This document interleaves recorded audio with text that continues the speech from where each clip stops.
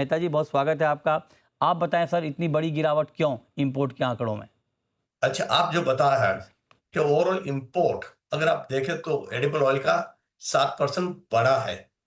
जून में डाउन है, मगर ओवरऑल आप देखें तो 7% बढ़ा है। मतलब कि जो लास्ट ईयर 160 लाख टन का इंपोर्ट हुआ था, उसके सामने आज ये सामने जो पहले 7 महीने में 7% बढ़ा है।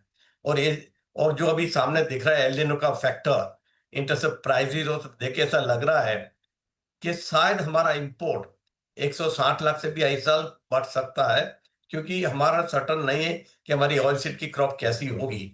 आज जो एकरेज का भी नंबर आ रहा है अभी तक का 31 लाख हेक्टर कम है compare to the last year. एक चीज जरूर है कि लास्ट ईयर अर्ली सोइंग हुआ था, बारिश जल्दी हुई थी, वेर ये साल बारिश लेट है, इसके लिए थोड़ा डिफरेंस वो भी है। पर ओवरऑल सोइंग कम है, वो भी एक मार्केट का फोर्स है कि एल नीनो का खास तौर पे एक जरूर है। जो फोरकास्ट है कि जून जुलाई तक तो ठीक रहेगी बारिश। अगस्त सेकंड हाफ ऑफ द अगस्त बारिश कम हो सकती है, सितंबर में बारिश कम होती है। और अगस्त हमारे लिए इंपॉर्टेंट इसके लिए है कि फ्लावरिंग सीजन है, चाहे ग्राउंडनट हो चाहे सोयाबीन हो। और सितंबर से पॉट फॉर्मेशन स्टेज है, तभी अगर बारिश कम आई तो डेफिनेटली ईल पे भी असर हो सकती है। अगर ये सिचुएशन आई तो थोड़ा ऑयलसीड के क्रॉप कम होगा, तो उसके लिए प्रोडक्शन प्रोडक्शन कम होगा, तो लोकल अवेलेबिलिटी कम होगी। और एक नया फैक्टर जो सामने दिख रहा है कि लास्ट ईयर अक्टूबर नवंबर में काफी बारिश हुई थी, सारे लेक डैम फुल थे। उसके वजह के रबी क्रॉप में काफी मदद मिली थी, क्योंकि रबी क्रॉप में भी पानी चाहिए। अगर अक्टूबर नवंबर में बारिश कम आई तो डैम में पानी कम होगा, तो रबी क्रॉप में भी असर होगी। तो ये सारा फैक्टर देखते ऐसा लग रहा है कि हमारा इंपोर्ट कम होने की जगह इस साल लास्ट ईयर से बढ़ेगा, ऐसा दिख रहा है। और import compare to last year बढ़ेगा। तो सर, ये जो 30% की गिरावट आई है जून के महीने में इंपोर्ट में, इससे हमारी अवेलेबिलिटी पे कोई दिक्कत है, या आपको लगता है कि नहीं, इंपोर्ट बेशक कम हुआ है लेकिन ओवरऑल सप्लाई को लेकर कोई चिंता नहीं है? नहीं नहीं, लोकल क्रशिंग अच्छा है। हम्म। और एक उसका रीजन भी है, पहले एमएसपी के नीचे सीड के दाम रहते थे तो किसान अपना सीड लाता नहीं था, ट्रेडर भी अपना होल्ड करके रखता था। अभी आप देखें एमएसपी ऊपर इतना ऊपर है, 1000-1500 रुपए ऊपर है, तो किसान को भी लगता है कि सही दाम मिल रहा है। ट्रेडर्स जो होल्डिंग जिसके पास है उसको भी लगता है कि सही दाम मिल रहा है, नया क्रॉप आगे उसके पहले हम ऑफलोड करें। उसके लिए कृषि ठीक रहा है, लोकल अवेलेबिलिटी भी ठीक है। पर अब तक वो flag end of the season आ रही है, जुलाई अगस्त सितंबर अक्टूबर, वो 3 महीना हमारे लिए खास तौर पे क्रशिंग में डाउनफॉल होता है, तभी आपको इंपोर्ट ज्यादा हो जाएगा। और अभी ज्यादा सीड बचे नहीं है, तो इसकी वजह से ऐसा लग रहा है कि अगले 3 महीने में लोकल अवेलेबिलिटी कम रहेगी, तो एक्सटेंड इंपोर्ट ज्यादा होगा। परफेक्ट।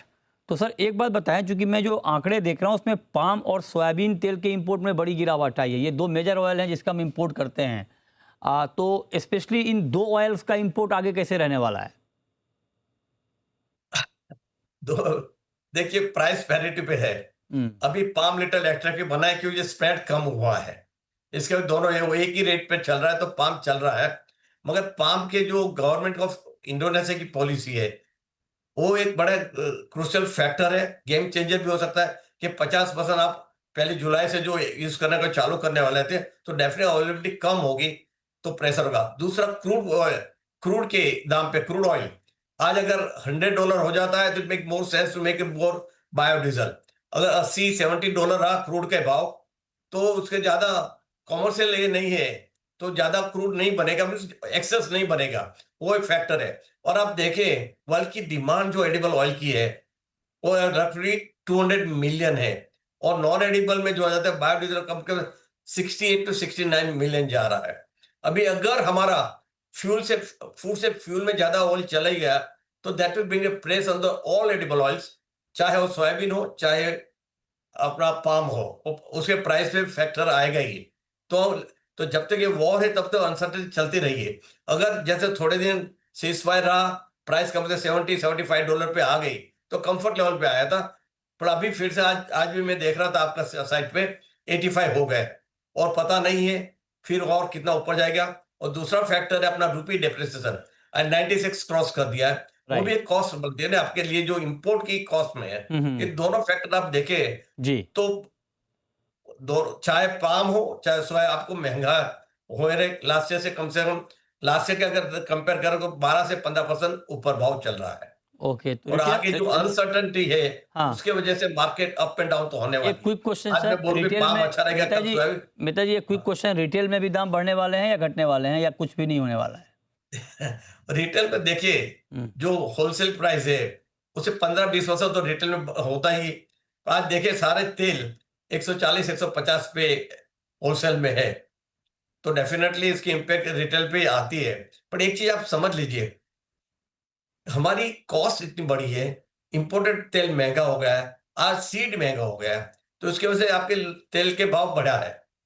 पर एक चीज और भी समझ लीजिए कि जो पहले की जब 100-110 रुपए के हम तेल खाते थे, अगर आपको सही दाम किसान को देना है तो भूलना पड़ेगा थोड़ी देर के कंज्यूमर, किसान का भी सोचो। किसान को सही दाम मिले तो ही वो एक एकरेज एक्सपांड करेगा, ईल्ड बढ़ाने का प्रयत्न करेगा। और और शुक्रिया जी। जी हाँ जी, जी जी, कुछ कह रहे थे आप? नहीं तो इसके लिए जरूरी है कि भाई किसान का भी सोचे। हर दफा हम कंज्यूमर का सोचते हैं। अभी सोइंग का टाइम है, अगर अगर सही दाम में अगर कुछ भी दाम कम हुए तो किसान पे इम्पैक्ट होगी, सोइंग पे इम्पैक्ट होगी।